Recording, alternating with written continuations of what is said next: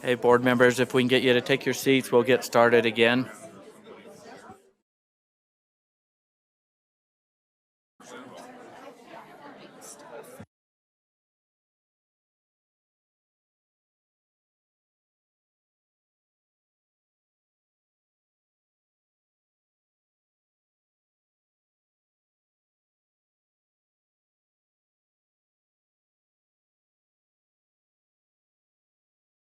Okay, we're ready to, board members, we're ready to get going here. Where are we at on our agenda?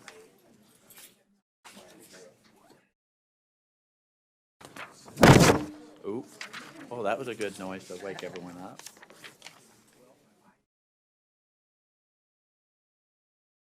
Deputy Superintendent Angie Stallings, you're going to lead us through our legislative policy request. You have some updates before we dive into this? Okay, let me turn this on. Thank you, Chair Okay, Hensman. there you go. Thank you. Good morning, board members. Angie Stallings, your Deputy Superintendent of Policy.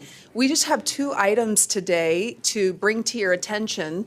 The interesting thing about both of these items is you may have briefly heard something about both of them, and both of them actually have bill files open already. So this is kind of unique in that we're not necessarily asking for bill files to be open, but we want both of these concepts to be added to your request for statutory changes and to just make sure that you're aware or a reminder of both of them. So the first one, as you may remember and recall, in October, our Regional Service Center colleagues came and presented along with Deputy Superintendent Jones about the report that they gave to the Public Education Appropriations Committee. And that was the result of a study that the legislature required the board to do along with our Regional Service Center colleagues and then report to Public Ed Appropes.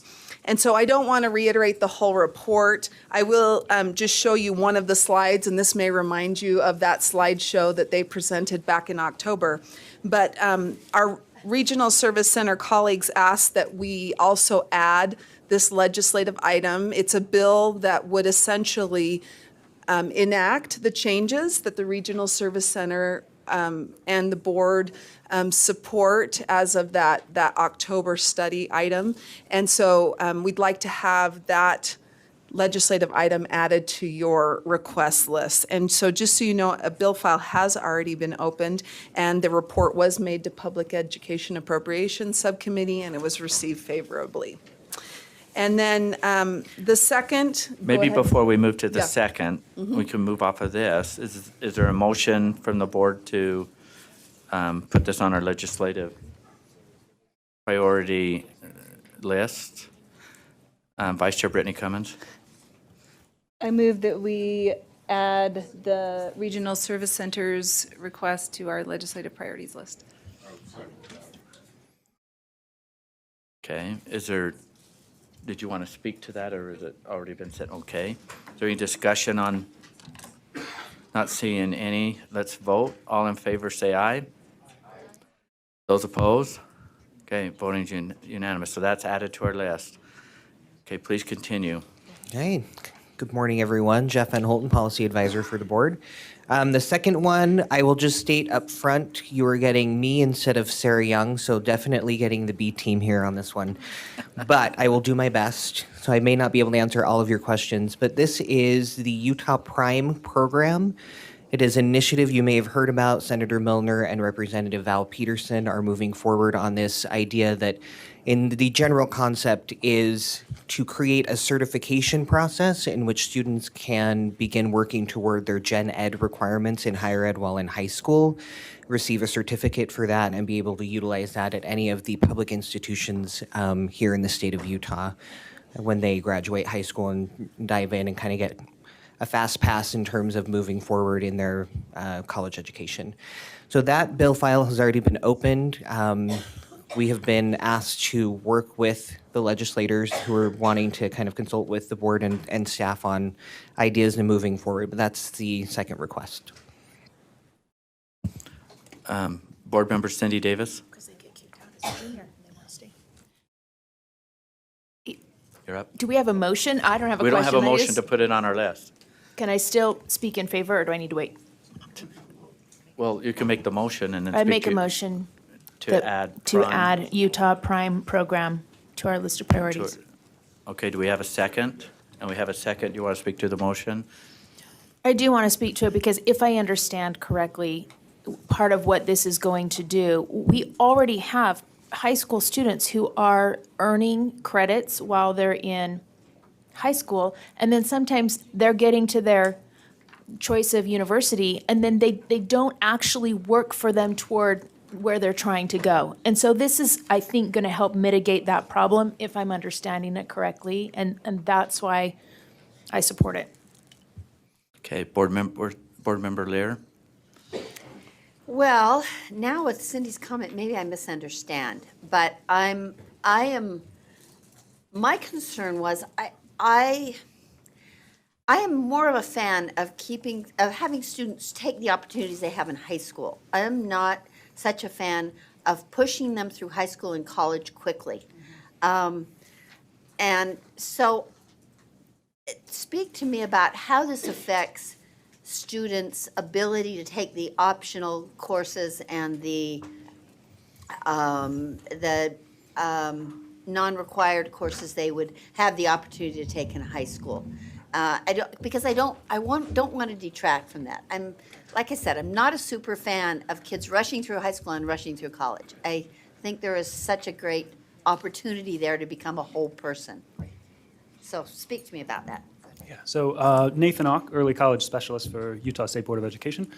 As we had conversations about the Utah Prime program as a whole, there was a number of representatives, both from UTEC, USHE, and USB, that brought up similar concerns.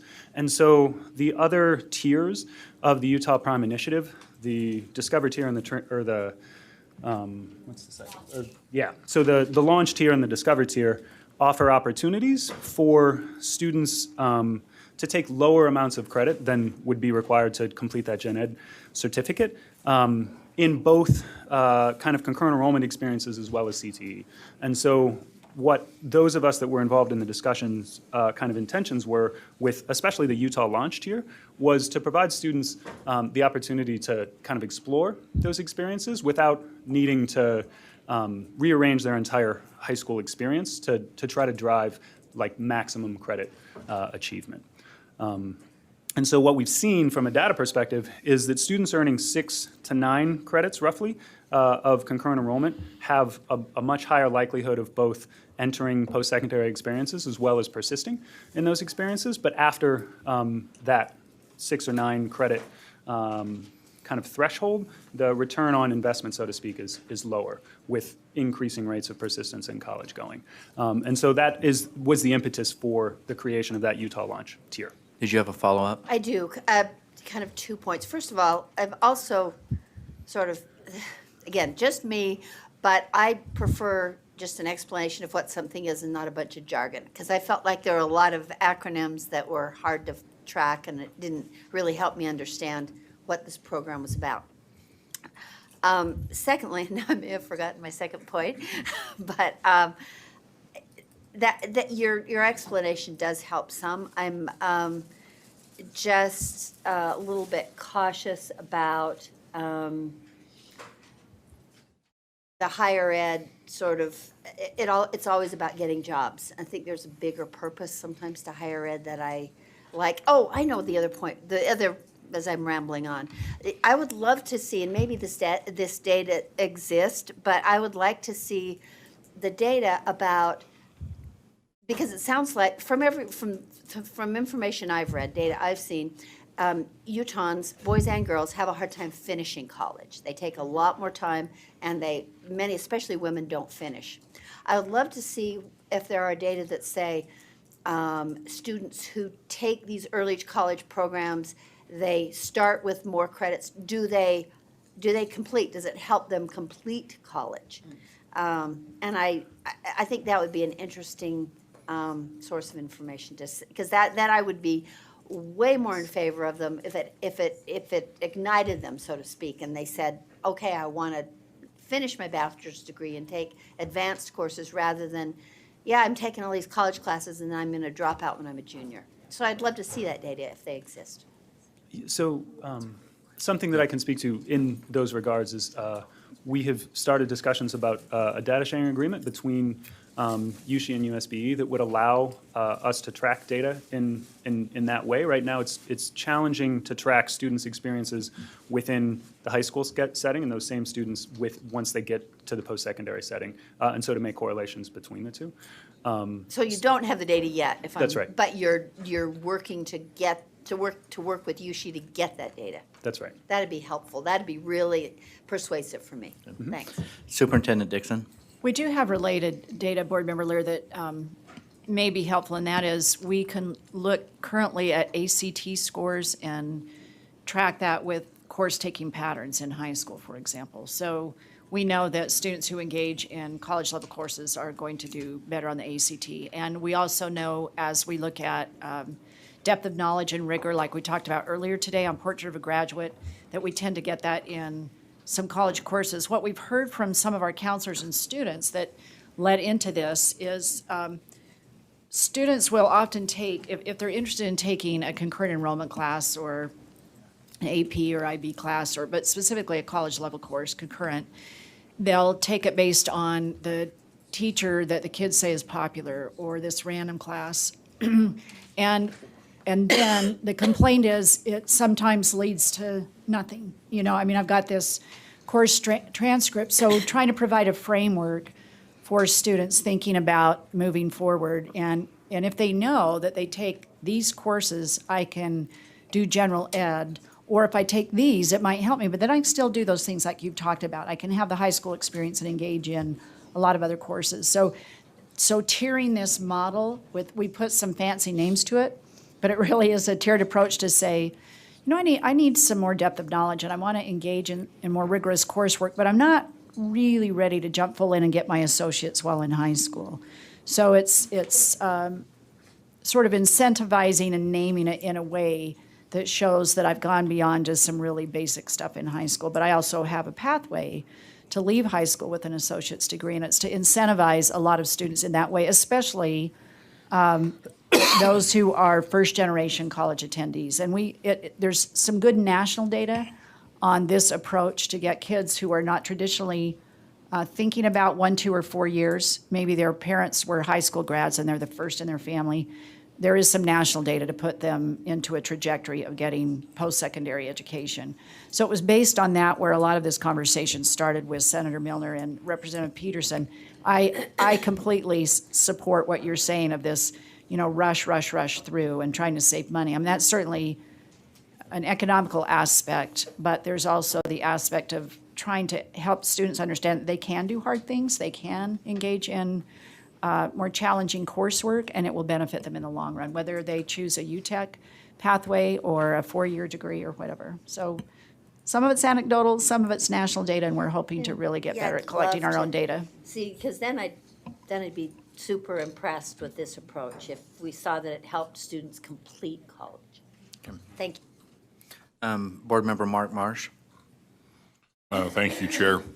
I would support this with the way that Brittany had put it there because 2 or 3 of the parents in my area have approached me saying that they go to Weber State, they go to Utah State, whoever's affiliated with their district system and get these credits, and then they go to transfer to Dixie or to somewhere else and all of a sudden, oh, well, we're only going to give you 4 of the 6 because we don't accept all of them. And so I like that idea, the approach that any of the state institutions, that they'll be able to move the full amount of their credit hours with that. So thank you. Board Member Michelle Bolter? I'm just wondering, so would this be similar to concurrent enrollment or like Success Academy that we currently have? Or is it seeking to improve those programs that we already have?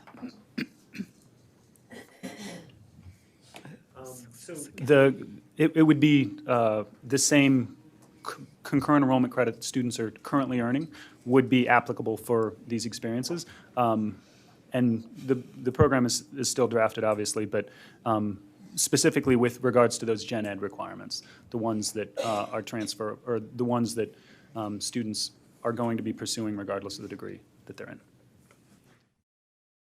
Okay. The motion before the board is to add Utah Prime to our legislative request. Any further discussion? Seeing none, let's vote. All in favor, say aye. Aye. Those opposed? Voting is unanimous. Board Member Lear? I am Johnny come lately, but I had one more question. I forgot. Is this going to require any funding, or is it just a sort of? Yeah, there is a ask. It's in the, okay, So, it's at the bottom of our, yeah. yes, apparently it does. And so it will be discussed in the next item. Okay, so there's, and it would come from the, general fund or education fund? That is not, I'm not sure about that. Okay, we'll yeah. wait till we get there. Okay. Thank you very Yeah. much. Sorry for that late question.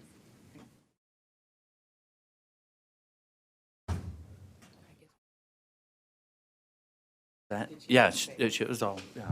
She just had a question. Board Member Janet Cannon? I have a question too, as I'm looking at the funding part. It's on the very bottom in We're parentheses. still on the prime thing, right? Yes. Okay. It says 100,000 / LEA. Does that mean 100,000 per LEA? Is the Yes, it's funding? or is- 100,000 per LEA is what I'm hearing. And so the total, so is every charter an LEA? Under this? Okay, There hang would on. be- Got too many answers coming in. So Angie, you want to answer? What I understand is there'd be 27 pilots, so that would be only 27 LEAs in the first phase of it. Correct? Is that right? No? Okay. And so the ask is for $2,700,000 for this? 100,000 per LEA.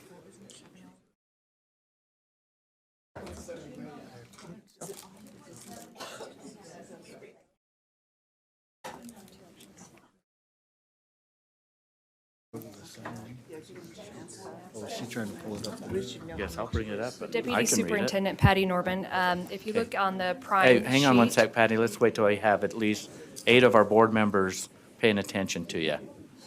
I'll look around. Okay, you're good. If you look on side 2 of the prime sheet, it talks about the pilot of the program. So in year 1, there's a development, and then in year 2, the pilots that we have are the 6 to 8 LEAs that you see there. And I'm not sure about don't the have charter page schools 2. on that. Sarah Young has been creating and implementing all of this, and we can provide more clarification at the end of this meeting to be able to. What's that? I missed the comment. Oh, okay. I know. She's never allowed to not be here again. I'll just okay, yeah. Okay. Superintendent Dixon? Oh.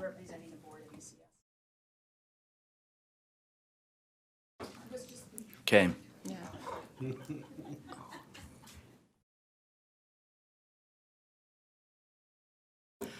All right. We're still moving along, correct? You ready to go on our next, or Angie, does that conclude? That did conclude mine, yes. Thank you. Okay. Scott? Okay, next up, within this same agenda item is the process where we begin the prioritization of board requests ahead of the legislative session. This process has worked well in the past, and it's a little bit different this year. For this December meeting, staff are respectfully requesting that the board take motions to at least identify the top 5 priorities.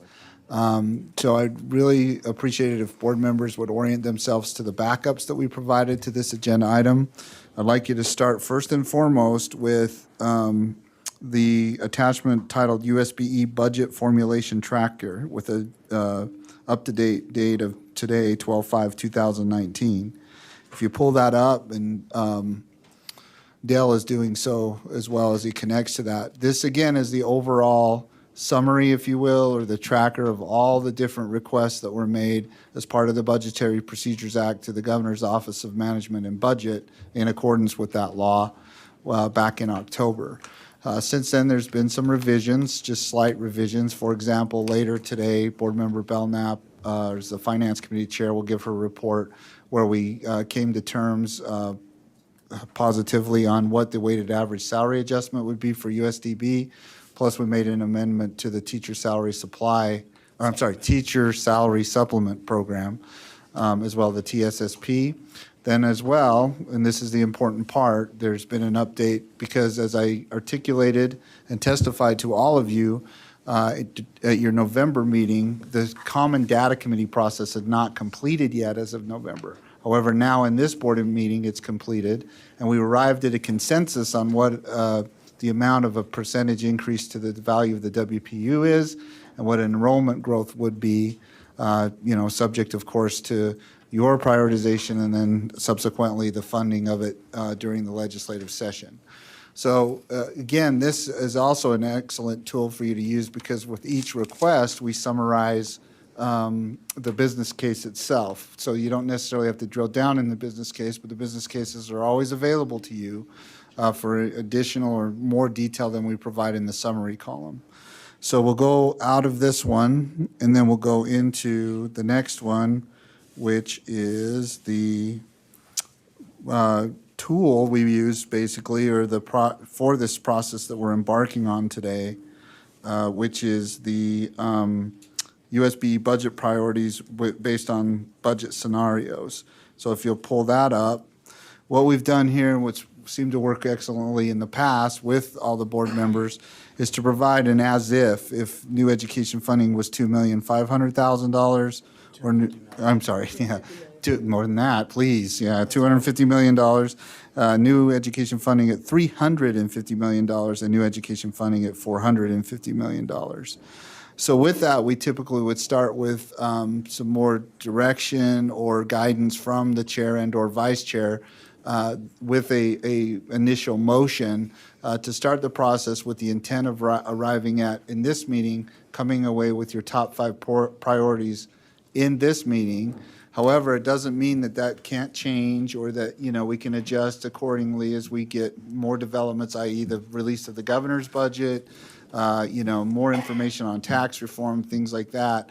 We're very crazy adept and agile because if you recall too, you as a board meet weekly, when the legislative session starts. So there's always that ability to adjust your prioritization and adapt. It just helps going into the session for the legislators, and then especially to the public to know where you're headed as far as your prioritization and the process goes into the legislative session. So with that, Chair, may I turn it back to you and start the process? Okay. Thank you, Deputy Superintendent Jones. We'll get started here. Vice Chair Brittany Cummins. I have a question first, then a motion. Is that Yes. okay? So my question is, so we're beginning this process with the assumption that we've got 450 million available? Is that kind of where we're at? Or do we have some numbers? We that don't. We don't have any numbers? Right, Chair. We don't have absolute numbers right now. The absolute revenue, as you've experienced in the past, that, hey, this is what's available to public education, typically does not come available to us until roughly the second week in February or first week in February. There will be some revenue discussions and some talk this month after you meet this, but this is why exactly we provide the 3 different scenarios. We don't know for certain that it's $350 million, $250 million, or even upwards of $450 million that's going to be available for as new revenue, so to speak, or new money, by way of the legislature. That's why we start this initial process of just identifying top 5 within these categories, right, or within these particular amounts, so that when we do firm up what revenue is, you can take a look at it again and see, and adjust. That's why I made a point of saying that we can always adjust your priorities, even beyond the top 5. Does that help answer the question? Because I don't have a firm revenue amount right now. I don't. Okay. So from our previous experiences and stuff, and this, if I'm understanding you correctly, if we if someone made a motion on one or two priorities, they could be in scenario 1, scenario 2, scenario 3, and we fill Right. those in. Yes, yeah, so if you follow the process, which is establish your top 5 priorities, we would list those top 5 priorities within all 3 areas, right? So that you can see how much is left and all that. And then when we do firm up the revenue numbers, that helps to know for sure, how much is left. And that's why I say it's very important to note that this isn't, this is just an initial start to the process of prioritization. It's not an absolute that. It's not our end game. It's not your end game until we know absolutely what your revenue, what the revenue or availability of funds are. But it does start the process so that we're thinking about that and we're going into this session. It also helps communicate to the governor's office as well what the priorities are of the board by way of the fact that you did submit your overall request back in October in accordance with the Budgetary Procedures Act, but that we're all pretty much in tandem and it's very clear going forward where the board is at. Subject, though, to changes in information, we all are aware of the tax modification or reform processes that are going through right now so that, we can adjust accordingly. We've done that very, very well and in a great partnership with the legislature, so. Okay. Okay, so Did I'd you- like to make a motion then. Yeah, go ahead. Based on that very nebulous answer, I'm going to make a nebulous motion. How's that sound? So I move that we prioritize first, growth.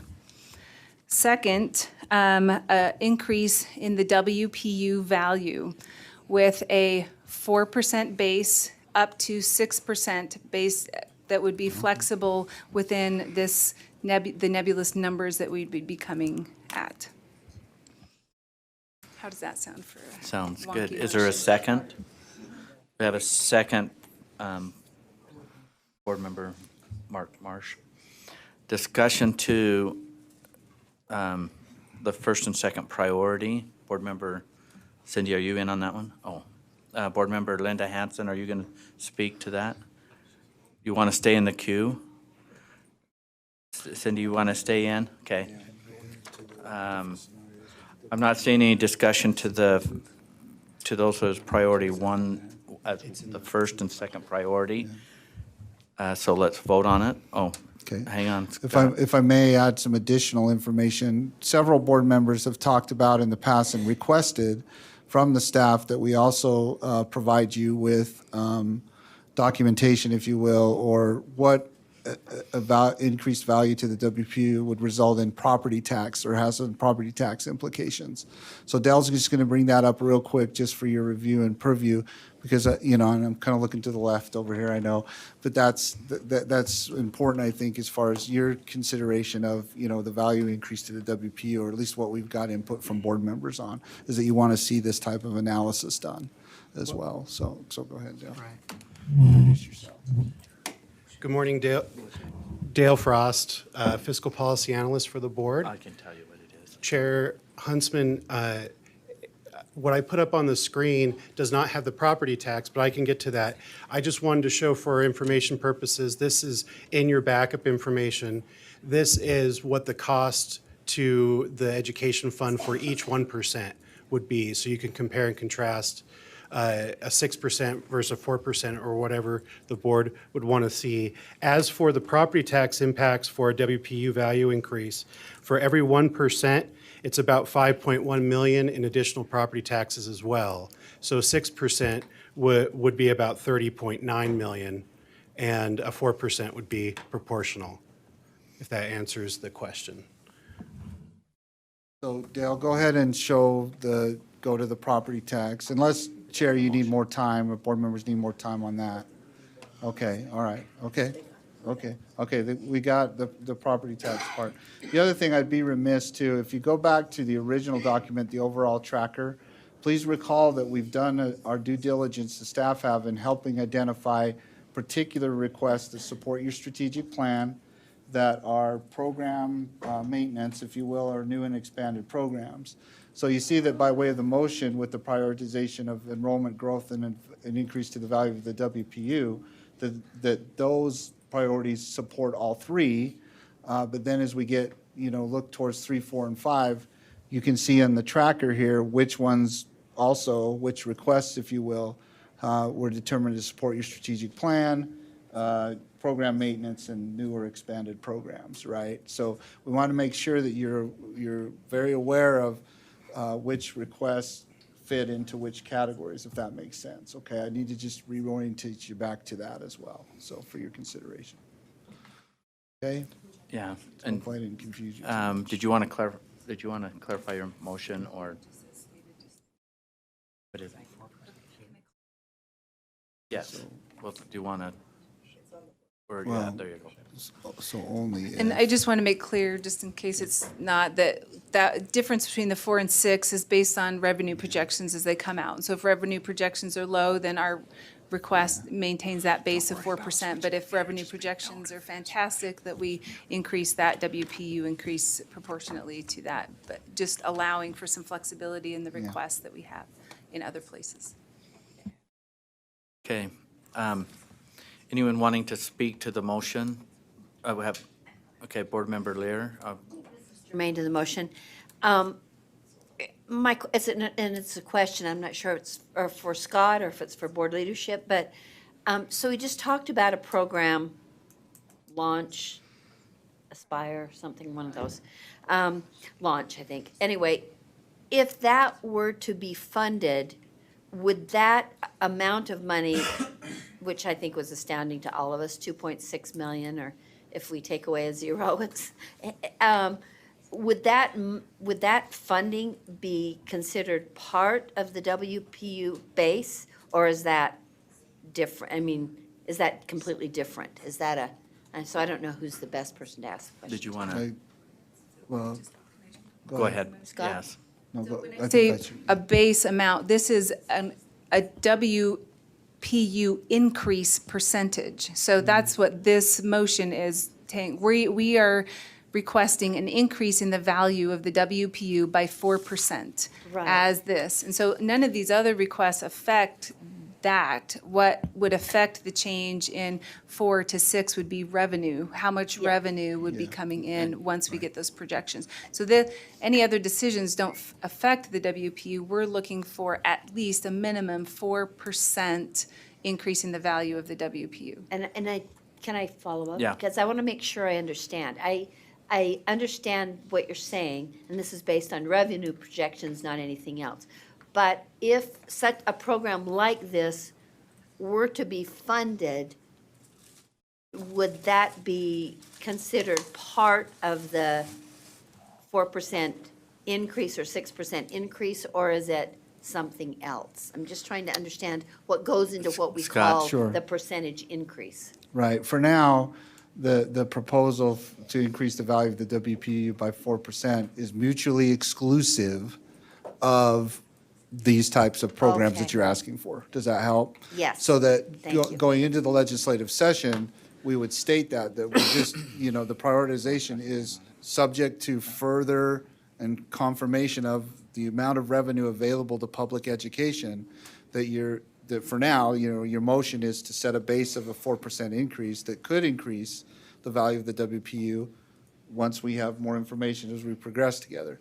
For now, though, I will state for the record that that your question on that particular program is mutually exclusive from what you're establishing as your increase for the 4%. It's the base of 4% increase to the WPU.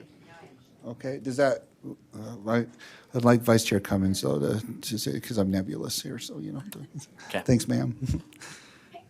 So Linda and Cindy, you're in the queue. Scott, are you speaking to, did you want to speak to this or something different?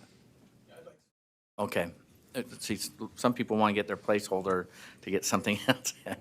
Okay, all right. Board Member Scott Hansen. I just have some difficulty with throwing the 4% number out there. I think we had our superintendents come here. They said 6% was what they wanted. We said we'd support that. We think, I believe as a board, we've talked about this before, that the WPU is the place we want the money, maybe even at the expense of some of these other programs, because the WPU gives us the flexibility. And if I'm a legislator and I see base of 4% with the possibility of increasing to 6%, I put 4% in my little notebook about what, the board wants. So I'd speak against the 4% base, and I think that we should, stick with 6. Janet, did you want to speak to this? Question. Okay. We are looking at these 3 scenarios here, and they all look at, they all have those first 2. Is this motion to any one of these specific scenarios? Or does it apply to all 3 of them? No, so Chair, as I stated earlier, we just wanted to start with a base motion, right, to do that. So we've listed 1 and 2 based on this motion. You can change that. But whatever 5 prioritizations you make today will be in all 3 scenarios with the revenue, so that you can see, if down the road, when we confirm revenue, if $450 million available, what 1, 2, 3, 4, and 5 results in what's left over or not, or things like that. It's a good process. It really is. So 1 through 5 would be in all 3 of the different revenue level scenarios. Okay, so again, this is just a starting point. And there's going to be more added to this. There is a reality that we face, and it hit last year, that it has to do with how much money is left. I mean, how much money's there, and then how priorities are put together. And so this is going to tweak as we come and go, and then we're going to be in a position to say on some of these priorities as they get down into 7, 8, 9, and 10, and it's like, oh, I really want number 10, but at what price? Is that gonna come off the WPU? What am I gonna sacrifice to get it? And we're actually putting ourselves a little bit ahead of where the legislature is, because they're gonna have to do the same thing. Except they're the ones that have the last say, not us. And before we move off of this real fast, I know the superintendents were here, and Terry, do you want to speak to, can I invite you up to speak to this a little bit? So this might help move us off of the discussion of our priority 1 and 2.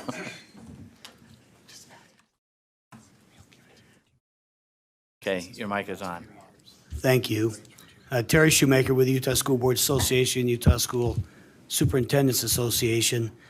I'm going to kind of concur with what Scott, Board Member Hanson, has said. The superintendents and the school board members established this at 6% for very good reasons. And that establishes the need that exists out there. And frankly, if we're going to make any real progress in improving teacher salaries beyond what's been done, and most of that's been done because of the work of local boards, in terms of increasing taxes, et cetera, to make that happen, I would urge us to stay together on this. We're not going to change our number. So let's say your number ends up going back to 4, and you may have good reason to do that. We're still not going to change the number. As Chair Huntsman said, the legislature, within the realm of estimates they're going to get, are going to set it according to what they think is right. But there always is significant amount of money that comes into play for discussion as part of the legislative process. By setting this consensus amongst the education groups at 6%, we're sending a very powerful message about the significant need beyond what we can do just to keep even, which is around a 2.5% increase of the WPU, to move us forward, to take care of the needs that we have in the state, particularly to continue to attract and retain quality educators. So I would urge you to keep it at 6 at this point. That's my comment. Okay, thanks. Board Member Belknap, did you have something on this? Yes. Okay, your mic is on.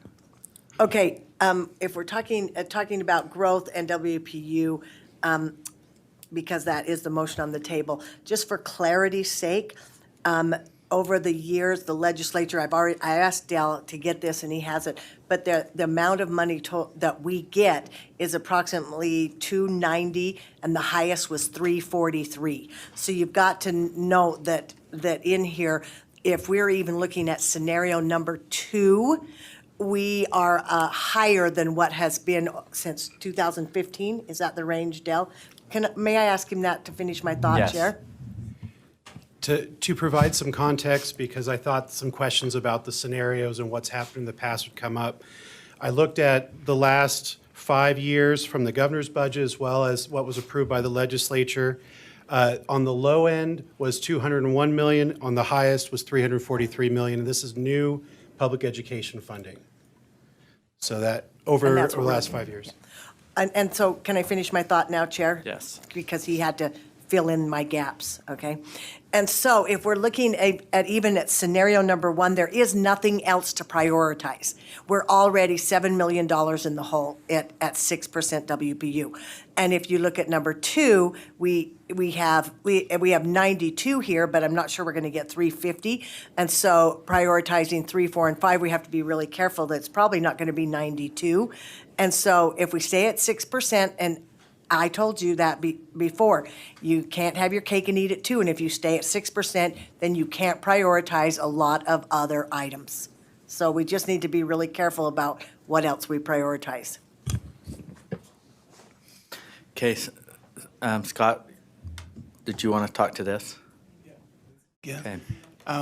So, and I think echoing what Board Member Belknap just said, that by setting the priority at first to fund enrollment growth, I think that's a given, and stick with the 6%, that we are telling the legislature that we would give up some of the others if that money's not available.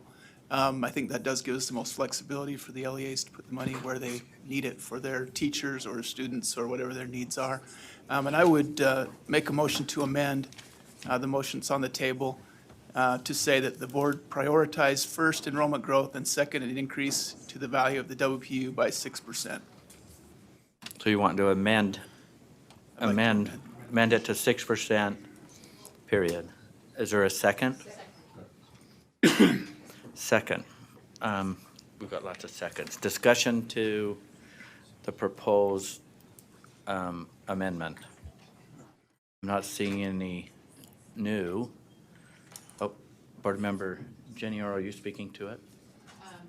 Is that what, or are you just getting in the queue? That's what I'm just, you want to speak to the amendment? Yes? Okay, all right. I want to make sure, okay. Not seeing any further discussion to the proposed amendment. All those in favor say aye. Aye. Those opposed? No. For the ayes, raise your hand. Board Member Janet Cannon, Board Member Mark Marsh, Board Member Scott Hansen, Board Member Cindy Davis. Okay.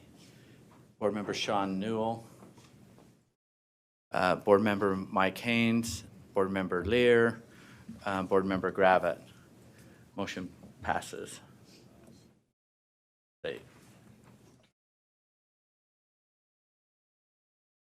Yes.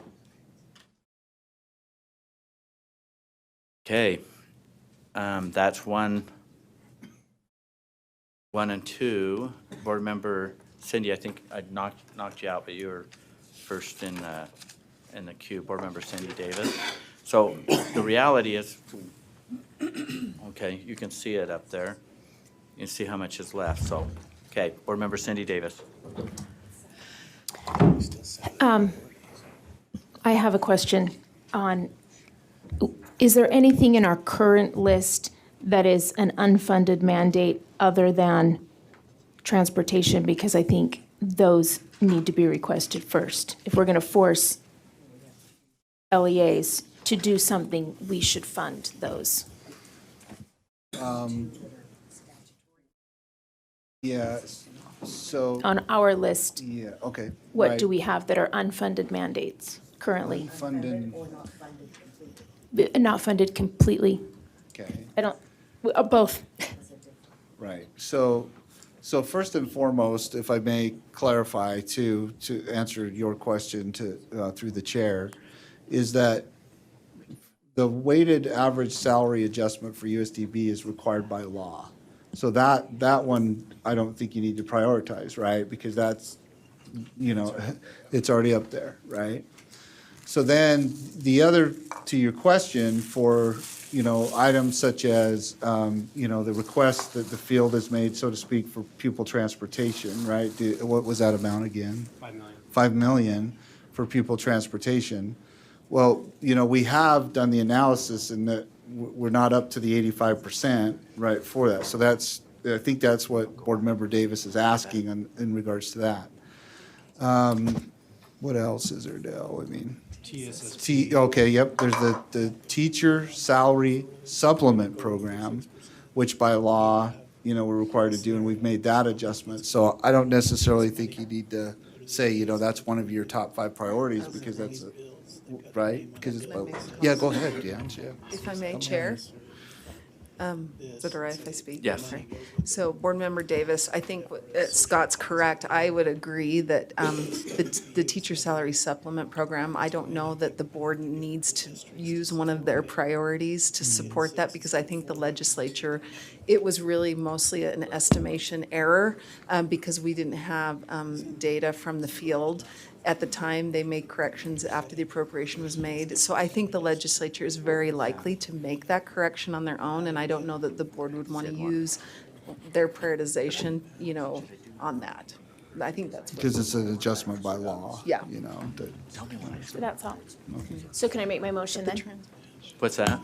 Well, Hey, before I accept a motion, I made an error, and I apologize. Imagine that. We voted on the amendment, but we didn't vote on the amended motion.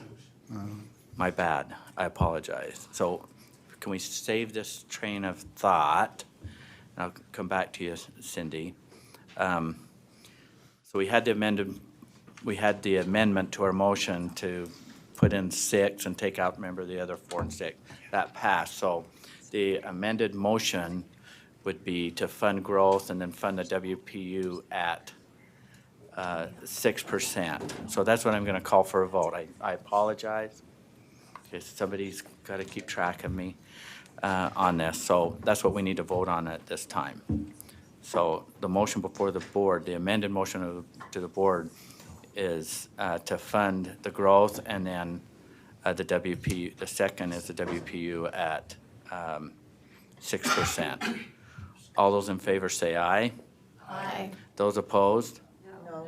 Well, the ayes, raise your hand and be counted. Board Member Janet Cannon, Board Member Mark Marsh, Board Member Scott Hansen, Board Member Cindy Davis, Board Member Sean Newell, Board Member Belknap, Board Member, excuse me, Scott Nielsen, Board Member Mike Haynes, Board Member Lear, Board Member Gravitt,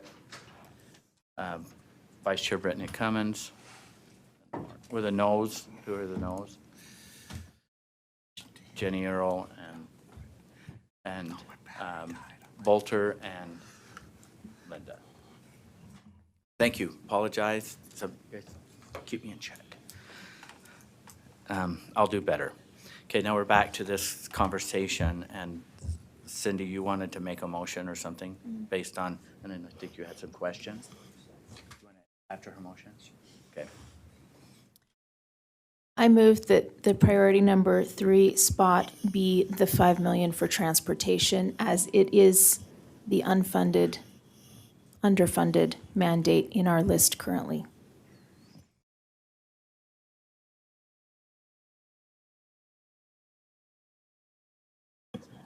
It'd be in all 3. Okay, we have a motion to put transportation, that transportation in 3. Before I get a second, Scott, do you have a question or Okay, comment? I just want to make, just kind of slow us down here a little bit, and make sure that we're understanding, why we put the amounts in the 3 scenarios up there. We don't know what we don't know yet. We don't know the actual amount of revenue yet, right? But also too, in the past, there's been what's called offsets. So we go in prioritizing enrollment growth, and we tell you, and we inform you by way of the CDC process, how much that would cost. But in previous years, there's been what's called offsets, like the governor provides, recommendations on that, or the legislature offsets an amount that uses other monies to reduce, if you will, what that amount will be. So it's very important not to get stuck on negative right now, right? Because there could be other processes that take place that would free money up to reduce. So even if $250 million of money or thereabouts were made available to public education, there could be offsets that reduce the cost of the enrollment growth that would through that ramp that would make it so we wouldn't be in the red. We are at a point right now, though, that we do that, and I want, if it's okay, Chair, for Dale to explain a little bit more, give a little bit more detail on what we mean by offsets. It's important that we stick to the fundamental piece of the process that's establishing your first 5 priorities, putting them in there, so that as we progress together and offsets are done or changes in the amount of growth take place, based on whatever revenue comes in, you can see what that difference makes to the different scenarios. If you get too caught up in saying, well, what's the use of prioritizing because we're in the red, right, even with 1 and 2, I wouldn't do that at this point. I would just do your top 5 priorities, or I, respectfully recommend you do your top 5 priorities, let them come in there, and then once we know more and get more detail, you can see how this all plays out as far as what the revenue is, okay? So Dale, just give him a little bit more information on what I mean Before by he's the doing that, offsets. I've got a question, and Okay. Vice Chair Brittany Cummings, you can go first, but I have a So question can you couple that conversation with offsets with the comment that Deputy Super, Terry Shoemaker. I know, Angie Stallings, I get everyone's roles mixed Oh. up, I'm sorry. I'm trying to think what comment. I need a flow chart right here in front of me every day. So when we're talking about offsets, and then Angie made the comment that there's things that the legislature is automatically going to do, right? We recognize that that's coming out of the same bucket. And when we look at revenue, can you speak to that as well, that there are offsets and there's probably automatic things that the legislature is going to do within the bucket? And how should we consider those if we're looking at a revenue number? Should we automatically kind of be thinking that some of these automatics, these things that the legislature is going to fix automatically, should we reduce our mental revenue picture by that amount and then just focus on our priorities and then add mentally in some of these offsets? And so I'm just curious how we should kind of frame this as we go forward.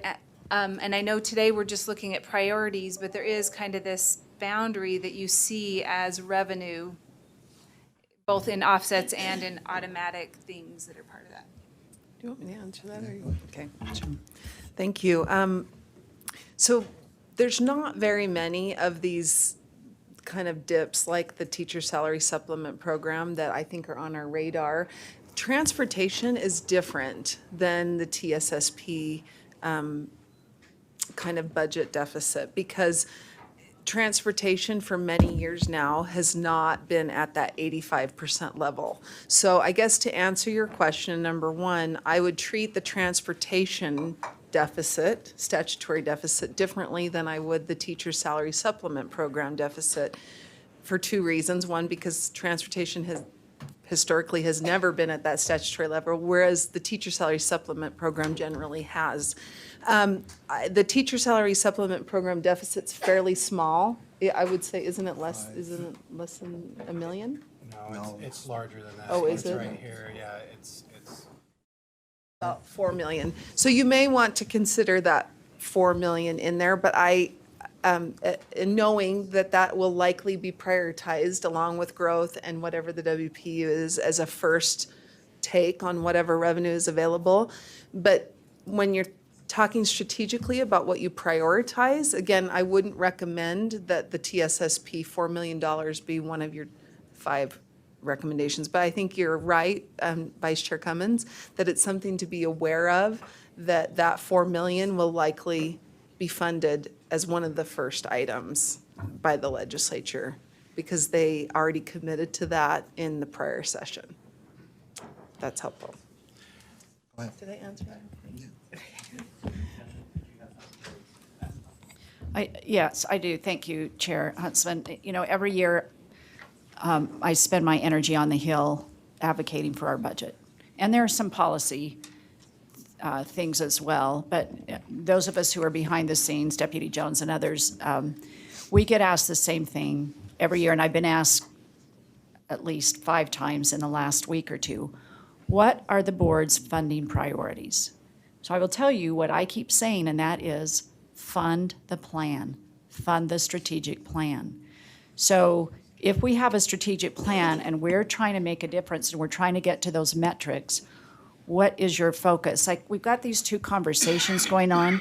One is balancing our checkbook. You know, we've got debits and credits. The other is our Christmas wish list.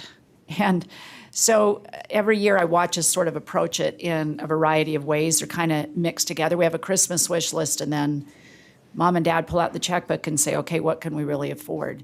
And I want to reflect back to something that Board Member Lear said earlier, and that is oftentimes we make a statement of settling instead of saying what we need.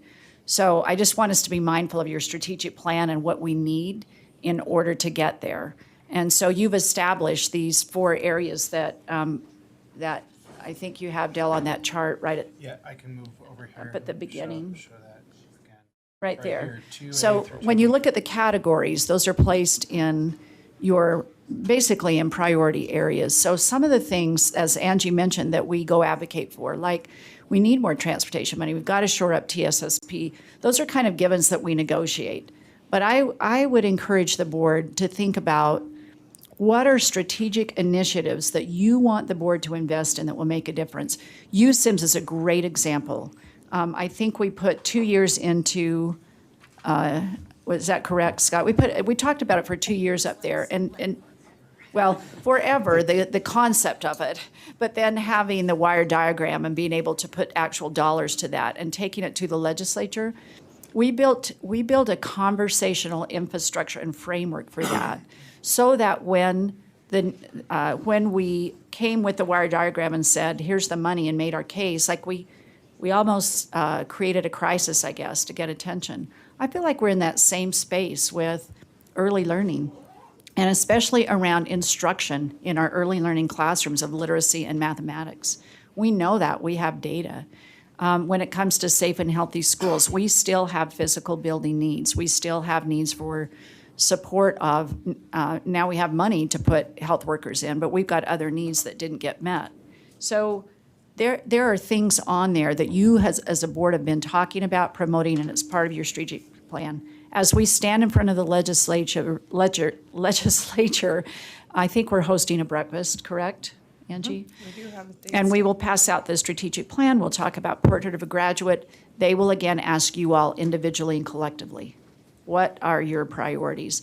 So you might just want to think of it in that vein, and instead of thinking about the low-hanging fruit that goes up on a list somehow, what do you think is going to make the difference?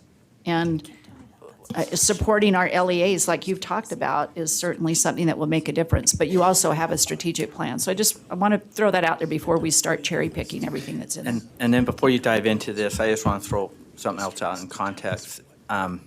It's really important that we're unified as a board, at least on our top 5. And then it starts getting really personal, and there's people are very passionate about other programs and that, and it's tough. But our starting place is on our top 5.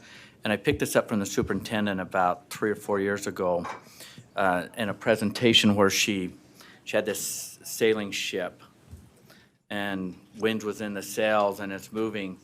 And it had this, and I had to go find it here, and I just want to try to help us get in the right context of why we are here today. And the saying went like this: the pessimist complains about the wind, the optimist expects it to change, and the realist adjusts the sails. And at some point today and moving forward, we've got to be realists. And also in this conversation, the top 5 issues can be our top 5. And then as we fine tune and get more into the weeds, I should say, or becoming that realist of seeing really what's truly there, then we can make those adjustments. And so we're just trying to get our top 5 out. Now, being as much of a realist as we possibly can be, but note again, this isn't, it isn't the end game, it's the starting, again, it's a starting point. So with that, Cindy, are you, oh, you're going to make a comment, okay. Okay, Chair Huntsman, thank you. I wanted to provide a little more context because I can understand that that red cell right there is scary, where it shows it going negative. When we talk about new education funding and comparing apples to apples, it's very difficult to do. And the numbers that I said to you, I'll have to go back and see which offsets and which years were included in some of those things. But it's very likely that they did include offsets. And so that actually might be lower than what, so we have to compare apples to apples, and it's a difficult thing to do. To give you an idea of what possible offsets the legislature has at hand this year, they have almost 38 million in offsets, which would bring that 55 million down to 18 million. And I went to Scott and I said, what do we say enrollment growth costs? And he said, put the full amount because we do not know what the legislature will do. But to give you an idea, that negative 7 million would go to positive 30 if the legislature put all of that there. If they put less, then it would be less. We don't know what they will do. But to give you an idea that there are sizable offsets for the enrollment growth, which would make that number go into the black. And then the only other thing I would say is in the budget tracker, we took pains to break out by your goals each of the budget cases that are aligned to the strategic plan. And so I would put your attention to categories 2A through 2D just to look at those. Right, so pull that back up, pull the tracker back up. So Chair, just to reorient to the superintendent's input as well, if you go back to the tracker, obviously, the motion by way of prioritization of number 1 and number 2, which is enrollment and the WPU increase, supports the strategic plan, fund the plan. As you scroll down into the different categories, you'll see that other requests, such as early childhood grants, OEK, let's see, early learning, pre-K3, student safety, enhancement for accelerated programs, concurrent enrollment program, school leadership, and then supporting students learning English in TSI schools. Yep, those are all of them Those are all of them. in category 2. Right. And then, so those are all the ones that were identified as supporting or funding the plan, right? Now, that doesn't mean that the other ones are not, that you don't have to cut them off or do anything, because again, we don't know what we don't know. But if, along the theme of funding the plan, my recommendation is your top 5 priorities should be along the lines of those that were identified that support the strategic plan, right? Doesn't that conducive to what you said, Superintendent? So then, the 85% for transportation, it's program maintenance and increase too, or it has those X's in those categories. It wasn't something though that we said would, fund the plan, so to speak, so. Right, so. Okay. So Cindy, did you have, there you go. There you go.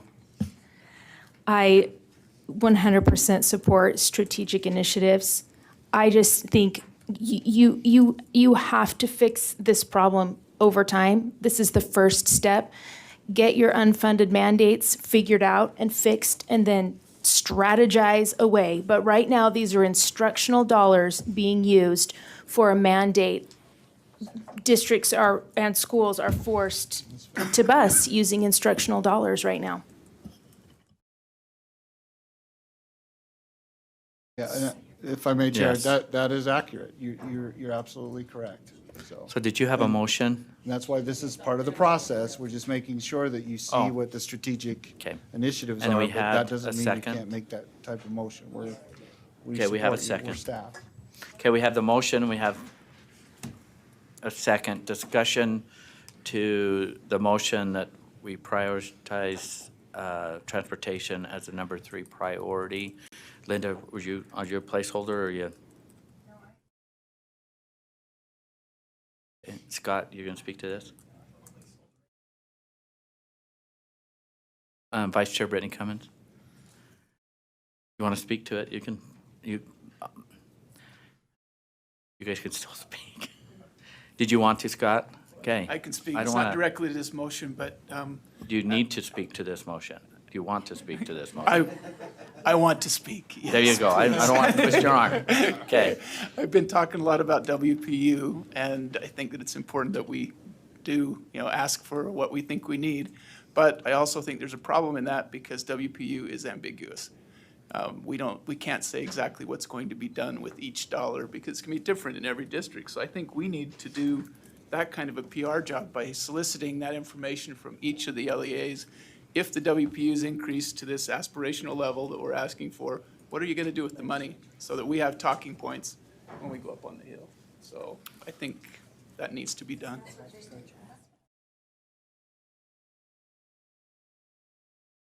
I think we do. If we're asking for making that a Okay. priority, I think we need to know what those are. Okay, the motion before the board is the board prioritize transportation as the number 3 priority. Any further discussion? Seeing none, let's vote. All in favor, say aye. Aye. Those opposed? Will the ayes raise their hands? Board Member Janet Cannon, Board Member Mark Marsh, Board Member Scott Hansen, Board Member Cindy Davis, Board Member Sean Newell, Board Member Mike Haynes, Board Member Lear, Board Member Gravitt, Board Member Bolter, Board Member Earl. The nays are, what are the nays?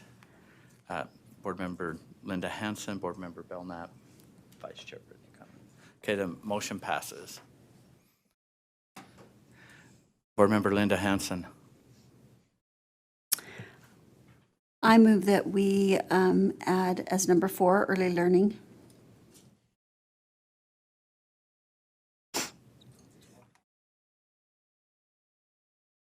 OEK specifically.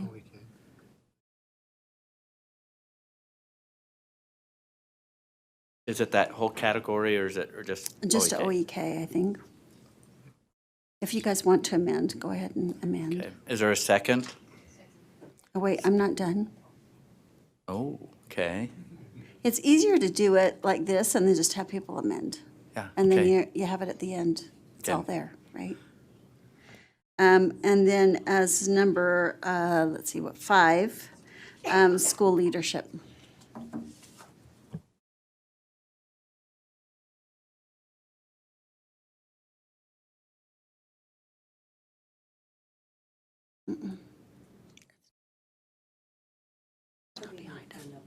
Okay. And that's your motion? Go ahead. So while she's bringing it up, is there a second? Did you want to speak to your motion? Yes, I can speak to it.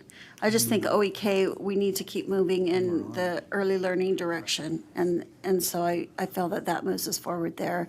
The school leadership, that was a task force that Senator Reby and I were on that worked on principal and other leadership. I don't know if you guys know, but we have a huge problem with training principals and getting principals that are willing, people that are willing to be principals. And so this would help us statewide. And some districts already have initiatives, but a lot of districts are so tiny, they don't have anything. So it's something principals have been asking for and districts have been asking for a long time. And it's something we've worked on with higher ed. And so that's what the school leadership initiative is. And I feel like it's really important as well. Okay. Speaking to the motion, Vice Chair Brittany Cummins? Oh. Okay, We have a motion to divide the motion. We have a second. Any, well, we don't have a discussion on it, so we're going to vote on it. On dividing the motion, all in favor say aye. Aye. Those opposed? Okay, motion divided. Okay, so we'll do the first one is that the motion is that the board prioritize OEK as a number 4 priority. We'll speak to that one first. Board Member Janet Cannon, are you wanting to speak to that? Okay, Jenny Earl, was you wanting to speak to that? Okay, Vice Chair Brittany Cummins? I just want to speak in favor of this prioritization. I think early learning is important, and some of this funding is going away, and how do we maintain this program and help provide more access to this important resource for more students. So I'd like to speak in favor of this prioritization. Okay, I'm not seeing any other discussion, or anybody have any questions or comments? So with that, the motion before the board is that the board prioritize OEK as a number 4 priority. All those in favor say aye. Aye. Those opposed? Will the ayes raise your hand to be recognized? Board Member Janet Cannon, Board Member Mark Marsh, Board Member Scott Hansen, Board Member Davis, Board Member Linda Hansen, Board Member Sean Newell, Board Member Laura Belknap, Board Member Haynes, Board Member Lear, Board Member Gravitt, Vice Chair Brittany Cummins. The noes, Board Member Bolter, Board Member Earl. The motion passes. Now we need to go to the second part of the divided motion, and that is that school leadership be the number 5 priority. Is there people that want to speak to that motion? Vice Chair Brittany Cummins. So I'm going to speak against this one, not because I don't think it's important, I just don't think it's number 5. And so I am not going to support this as this high of a priority.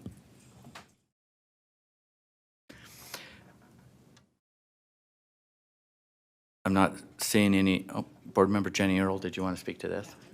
I'm actually going to speak in favor, and I think this is a key component to having success at our schools, is having that effective leadership and such. So I am going to speak in favor of this. Okay. All right, I'm not seeing any other board member questions or comments. So the motion before the board is that the board prioritize school leadership as a number 5 priority. All those in favor say aye. Aye. Those opposed? What's that? The noes. So, hold it. Wait. No, will the ayes raise your hand and be recognized? Okay, Board Member Janet Cannon, Board Member Mark Marsh, Board Member Scott Hansen, Board Member Linda Hansen, Board Member Mike Haynes, Board Member Lear, Board Member Gravitt, Board Member Michelle Bolter, Board Member Jenny Earl. I know that's more than 8. So the nays on this?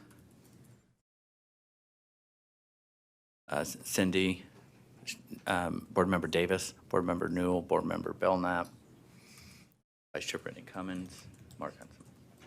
Okay, motion passes. Sir, this concludes our...